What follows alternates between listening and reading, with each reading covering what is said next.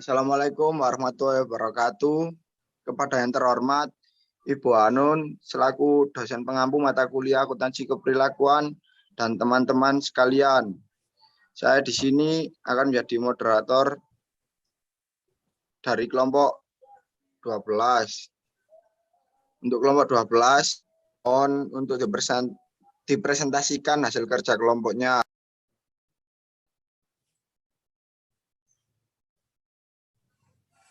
Disfungsional audit behavior.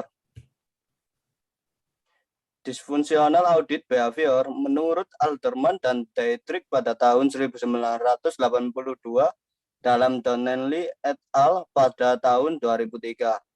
Disfungsional audit behavior merupakan suatu bentuk reaksi terhadap lingkungan atau semisal sistem pengendalian. Sistem pengendalian yang berlebihan akan menyebabkan terjadinya konflik dan mengarah kepada perilaku disfungsional.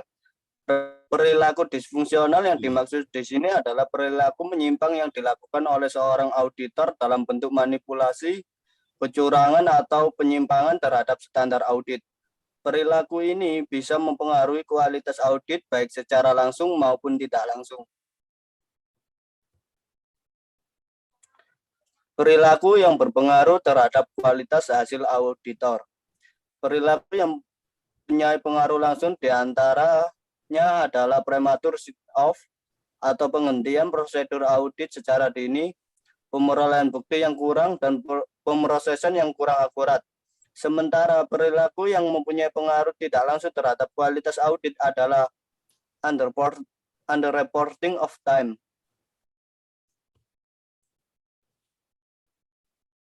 Penyebab timbulnya perilaku menyimpang disfungsional audit behavior. Faktor-faktor mempengaruhi timbulnya perilaku disfungsional audit behavior dipengaruhi oleh karakteristik personal auditor. Karakteristik personal auditor yang mempengaruhi penerimaan auditor atas disfungsional audit behavior diantaranya adalah locus of control.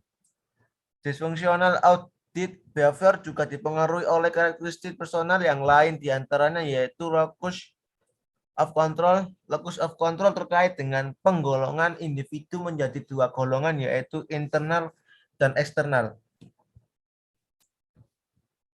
Turnover intention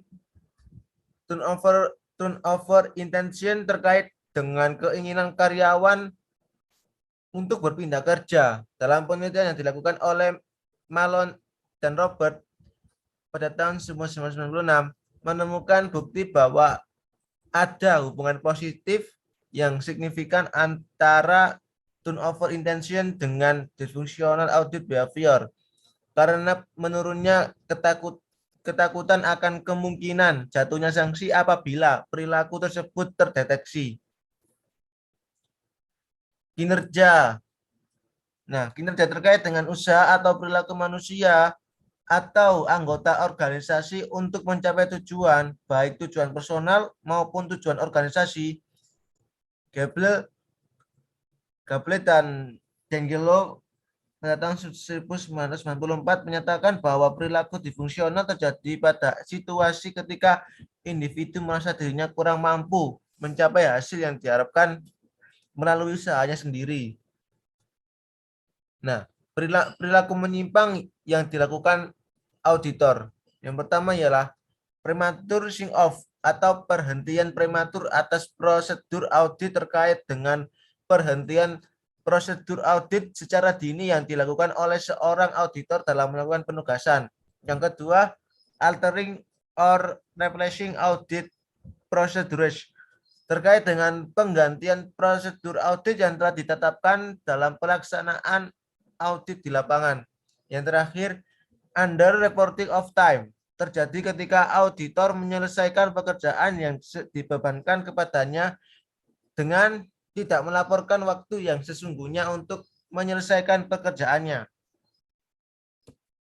Baik, sekian dan terima kasih. Saya lempar langsung ke moderator.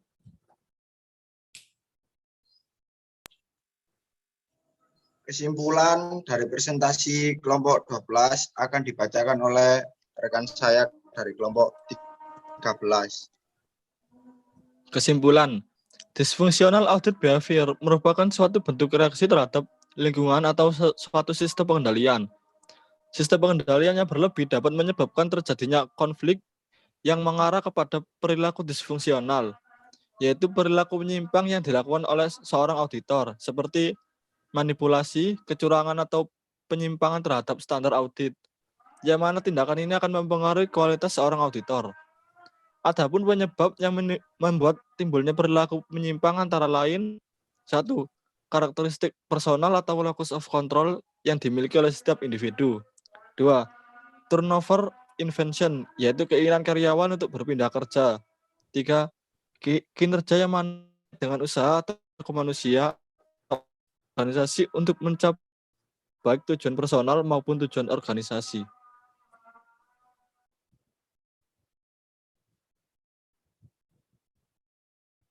Baik, itu tadi presentasi dari kelompok yang bertugas dan kesimpulan dari kelompok 13.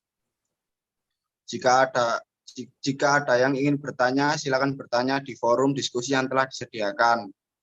Dan kurang lebihnya, jika ada salah kata maupun ketidakjelasan dari presentasi tersebut, kami minta maaf yang sebesar-besarnya.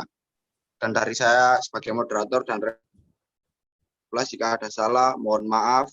Sekian presentasi hari ini. Wassalamualaikum warahmatullahi wabarakatuh.